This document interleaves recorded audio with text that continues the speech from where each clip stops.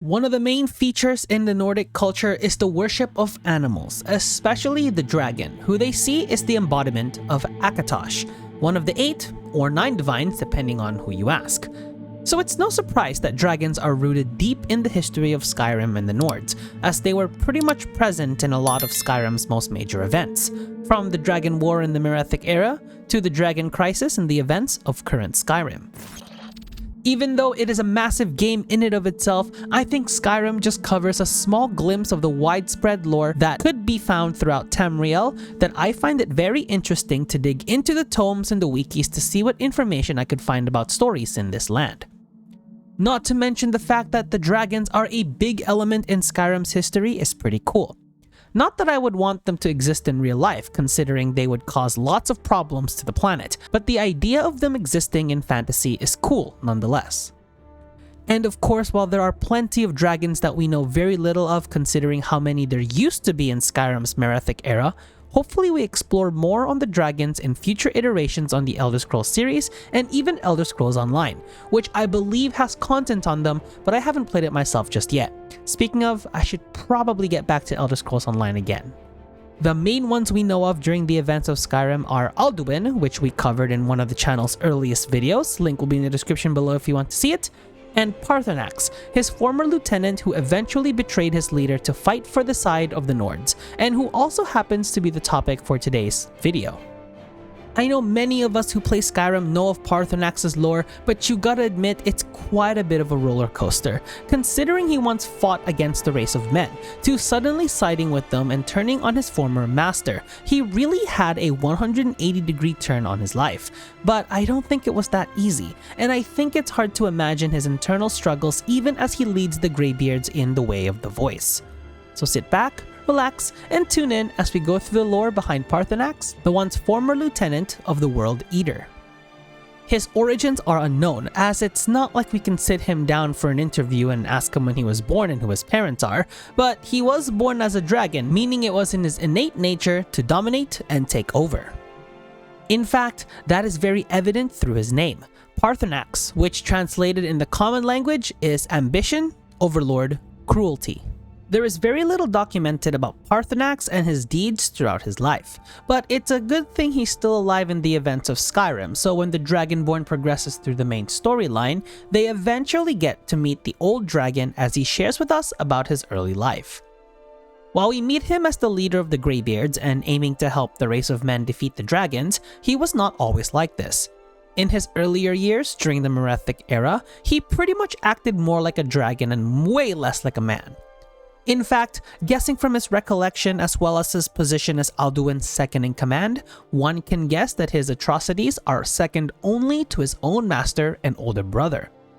While we don't see this side of Paarthurnax, just seeing what Alduin was capable of, we can venture a guess Paarthurnax could do the same, but probably to a lesser degree.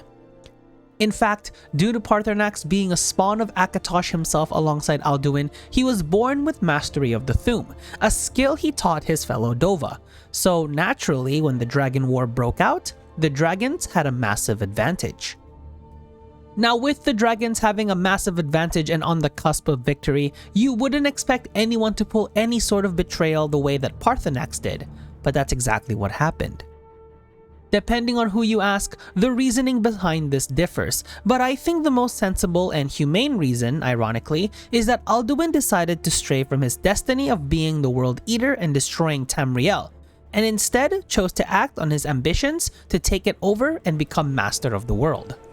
Paarthurnax, not believing this was what Alduin was supposed to do, decided to turn on him. Personally, this is why I think he decided to turn on his former master, but of course, because nothing is fully confirmed when it comes to this topic, then things like this can be up for some sort of debate. So let me know what you think of why Paarthurnax turned on Alduin in the comment section below.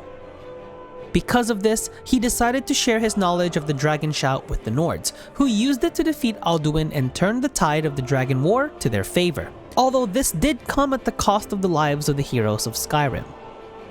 Despite Alduin not being truly defeated and merely sent forward in time due to the effects of the Elder Scroll, Paarthurnax went on to live his time in relative peace, constantly fighting the struggle between his human side and his instinctual draconic side of wanting to take over the world. At some point after the Dragon War, he would become the leader of the Greybeards, a group of monks who study and practice the Way of the Voice, and it would only make sense that they would be led by the one who taught them how to shout in the first place.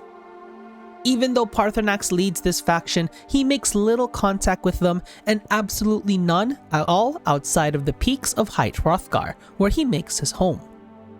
It is likely that he spent all of the eras of Tamriel on top of that mountain constantly meditating and whatnot, and if you ask me, even though dragons are practically immortal, that is such a boring way to live a life, but if the alternative was the enslavement of men, then I don't mind Paarthurnax making the choice that he did.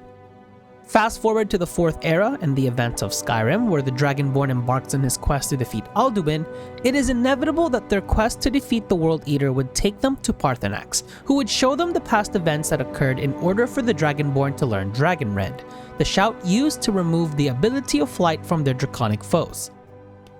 Paarthurnax would still maintain his loyalty to the Dragonborn by engaging in battle with his own brother alongside the hero in order to weaken Alduin and force him to flee to Sovngarde, where he is chased down and finally vanquished by the Dragonborn. However, this doesn't necessarily mean peace for our turned friend. Despite Paarthurnax's betrayal to his brother, there are those who could not forgive his past atrocities.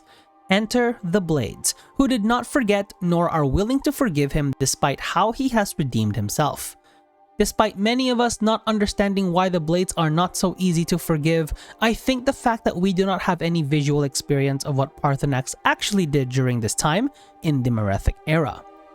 Of course, he does tell us that he has acknowledged what he has done in the past, but hasn't mostly gone into detail about it, so it was hard for us to make a visual on this, which is probably why some, if not most of us, probably spared Paarthurnax and just thought the Blades were too grudgeful. But it's interesting and also shows that the lack of visual information can make it hard for us to feel a specific way about characters. I think if we manage to actually see what Paarthurnax did either by a dragon break or by flashbacks, then we might be able to understand the point of view of the Blades better, but probably the canon choice is to keep Paarthurnax alive. But regardless, the fate of Paarthurnax is our decision. Whether he lives or not is up to us, and honestly, I've always chosen to keep Paarthurnax alive, but that's easy to say because I did not see what he has done in the past as Alduin's lieutenant. And the fact that he acknowledged the struggle he still has to suppress his dragon instincts takes courage, which I appreciate. Let me know what you made to be the fate of Paarthurnax in your playthroughs. And let me know your thoughts on Paarthurnax and leave a like on this video if you enjoyed, and subscribe to the channel if you want to see more Elder Scrolls content. Other than that, this is Enzo signing out, and I will see you all soon.